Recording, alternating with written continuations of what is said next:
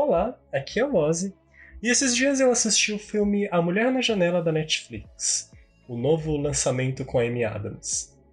E eu fiquei pensando, existem alguns filmes com essa mesma temática que eu tô há um tempo querendo assistir ou reassistir. E eu pensei que essa seria uma boa oportunidade para juntar todos e fazer uma lista aqui pro canal. Então hoje eu vou comentar sobre os filmes Janela Indiscreta de 1954, Dublê de Corpo, de 1984, Paranoia, de 2007 e A Mulher na Janela, de 2021. Todos esses filmes sobre as pessoas que se deixam controlar pelo instinto mais primitivo do ser humano, o instinto mais primitivo de que se alimentar do que se reproduzir, o instinto de fofocar sobre a vida alheia dos seus vizinhos.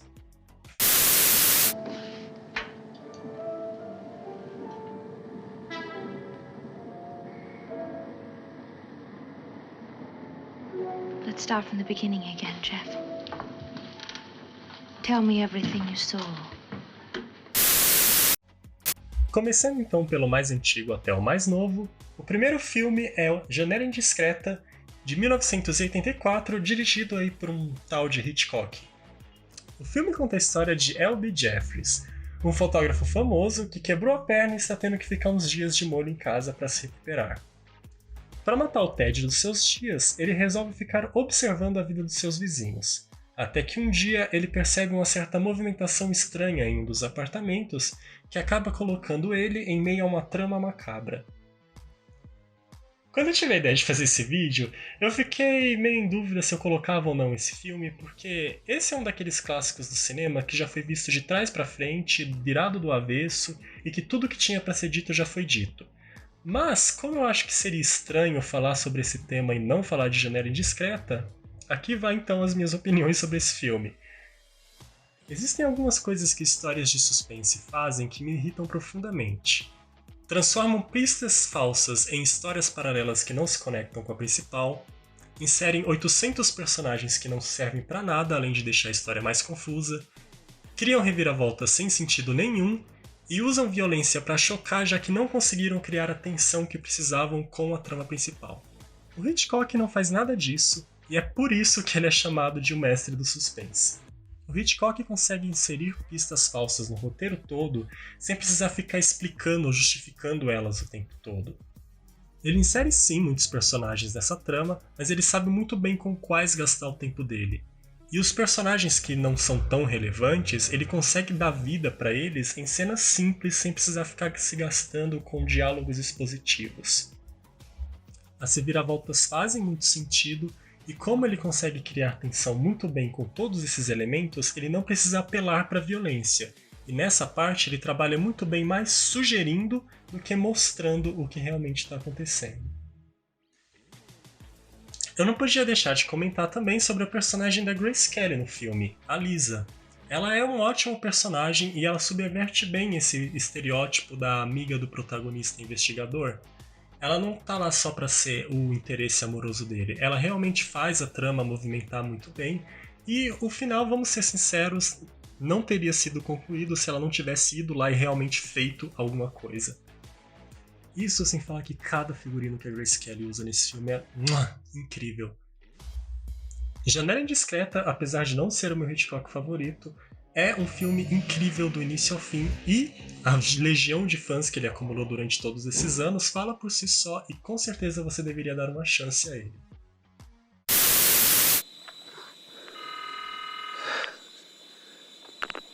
Hello? Yes, look out, he's right behind you!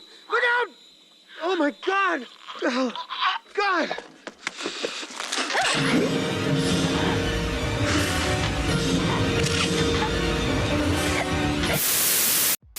O segundo filme da lista é o meu favorito da lista, Body Double, de 1984, do Brian De Palma. O filme conta a história de Jake, um ator mal-sucedido que acabou de sair de um relacionamento longo e que agora está procurando um lugar para ficar. O colega de trabalho, então, oferece para ele a chance de cuidar da casa de um ricaço enquanto o mesmo está viajando. No primeiro dia de trabalho, Jake descobre que a vizinha do ricaço, uma tal de Glória, gosta de fazer shows à noite seminua em frente à janela. Ele então começa a observar esses pequenos shows dela todas as noites. Porém, um dia, enquanto ele presencia um desses shows dela, ele acaba presenciando uma cena que o envolve em uma trama bizarra. Esse é um daqueles filmes, e quanto menos você souber sobre ele, melhor vai ser a sua experiência, porque ele é cheio de reviravoltas e a cada uma delas você vai ficando cada vez mais vidrado, colado na tela, querendo saber o que está acontecendo. A direção e a trilha sonora desse filme casam de maneira perfeita, e elas criam um clima de tensão muito bom, com destaque para cenas envolvendo a claustrofobia do protagonista, que são agoniantes. A trilha sonora dessas cenas é muito forte, e a direção consegue capturar muito bem o ponto de vista do protagonista, o que faz com que a gente sinta bem a agonia que o protagonista está sentindo naquelas cenas.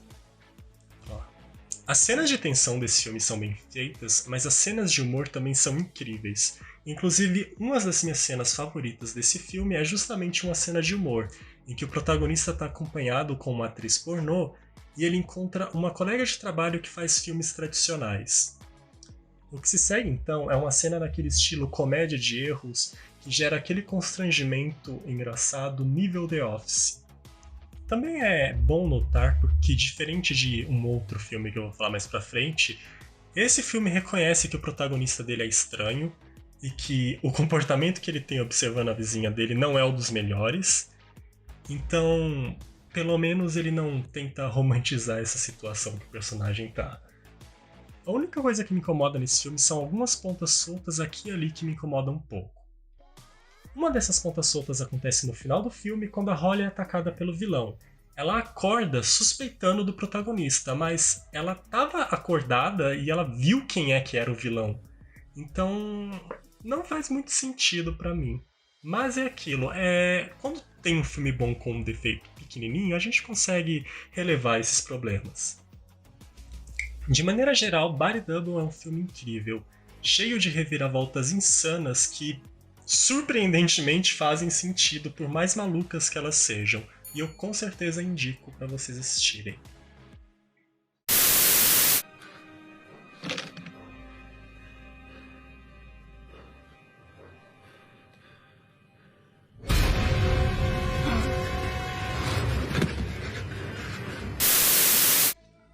Saindo do final da década de 80, nós vamos agora para o longínquo ano de 2007. Uma época feliz, em que eu só precisava me preocupar em estudar, em que a MTV ainda estava na TV aberta e que Shia LaBeouf não era um ator pretensioso alternativo. Ele não era um ator alternativo ainda. O filme segue Cale, um adolescente problemático que acabou de perder o pai num acidente. Um dia na escola, ele recebe a bronca do professor por não ter feito o dever de casa. Ele então resolve retrucar essa bronca com um soco na cara desse professor. O resultado disso é que ele recebe uma pena de prisão domiciliar que o mantém 3 meses dentro de casa usando uma tornozeleira. Para matar o tédio, ele resolve ficar observando a vida dos vizinhos, e é então que ele começa a desconfiar que um desses vizinhos pode ser, na verdade, um serial killer disfarçado. Esse filme é uma bagunça em vários pontos diferentes, mas com certeza o que mais se destaca são os personagens. O protagonista é aquele clichê insuportável do adolescente roqueiro dos anos 2000. O romance dele com a vizinha é o romance mais sem graça e forçado do mundo, com zero química entre os dois atores. E também tem o Rony, que é a cota de amigo insuportável de filme dos anos 2000. Esse filme também tem uma introdução para mostrar como que o Cale foi parcialmente responsável pelo acidente que matou o pai dele.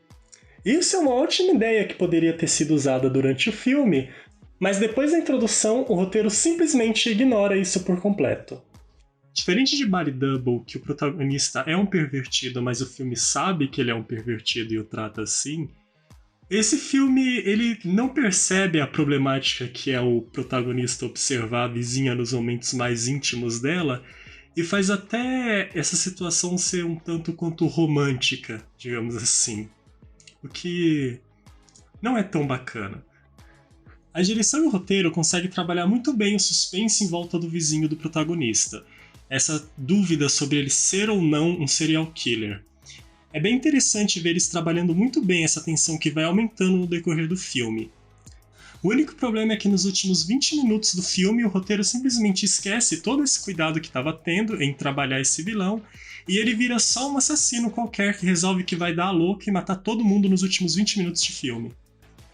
Uma parte de mim que quer justificar o meu mau gosto como adolescente quer justificar que esse filme não é tão ruim assim e que talvez ele só tenha parecido muito ruim dessa vez que eu assisti porque eu vi ele depois de ver Body Double e Janela Indiscreta. Mas aí eu lembro da atuação ridícula da Carrie Moss que parece que desistiu de viver nesse filme, e eu lembro daquela peruca vagabunda que colocaram na cabeça da Viola Davis, aí eu lembro, não, esse filme é ruim mesmo. Are you with your neighbor now? She is across the street. I already told you that and you were not listening to Anna! Ma'am, Anna, did you stab your neighbor?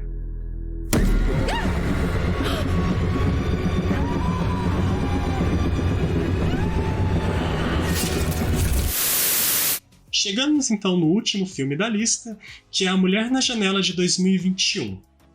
O filme conta o mistério por trás de Anna, uma mulher que consegue manter um prédio inteiro e sustentar todos os custos com apenas o salário de um inquilino.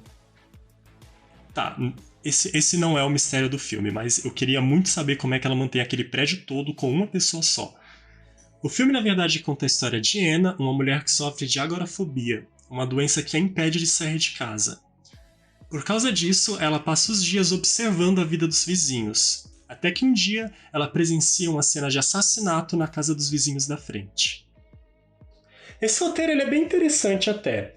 Ele parte de uns conceitos bem bacanas, como o da protagonista com agorafobia e esse mistério que é bem instigante, e o final dele, que é a revelação e a reviravolta, são bem bacanas até e fazem sentido. O problema é que entre esse ponto de partida e a linha de chegada, o roteiro fica meio confuso no meio sem saber muito bem para onde que quer ir.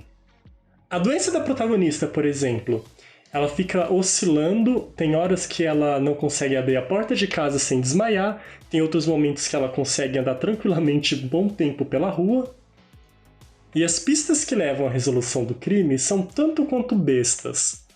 E além do roteiro que não é assim uma obra-prima da escrita, a direção optou ir por um caminho um tanto quanto questionável.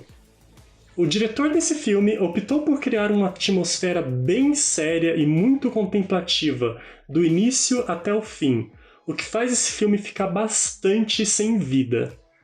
As cenas que eram para ser mais descontraídas do roteiro são filmadas com um tom um pouco mais sério do que deveriam. E as cenas de ação são filmadas com bem menos energia do que elas precisavam. Isso tira o impacto das cenas de revelação e acaba estragando um pouco de tudo aquilo que o roteiro tinha de bom para oferecer. O resultado disso é uma música de uma nota só. Ele não é uma tensão crescente que nem um thriller deveria ser. Ele tá mais para um belíssimo churrasco que esqueceram de colocar sal na carne. O que é uma pena mesmo, porque o Joe Wright ele é um bom diretor, ele tem ótimos filmes na filmografia dele, e nesse filme ele teve acesso a um bom orçamento e a ótimos atores que estão realmente empolgados em fazer um bom trabalho, o que só faz tudo ficar bem mais decepcionante. No final das contas, isso acaba se tornando o pior filme da lista até agora, porque Paranoia, por mais que ele tenha bem mais defeitos que esse filme, pelo menos ele consegue ser minimamente empolgante e as coisas ruins dele são aquele tipo de ruim que dá pra dar risada do quão ruim elas são. O que inclui uma boa parte daquela vergonha alheia dos anos 2000. Esse filme não, ele é só essa coisa morna e meio sem graça do início até o fim e completamente esquecível. E por hoje foi só isso. Não se esqueça de deixar nos comentários a sua opinião sobre esses filmes e dicas de filmes que você gostaria de ver comentado aqui. Então, por hoje é isso e até mais!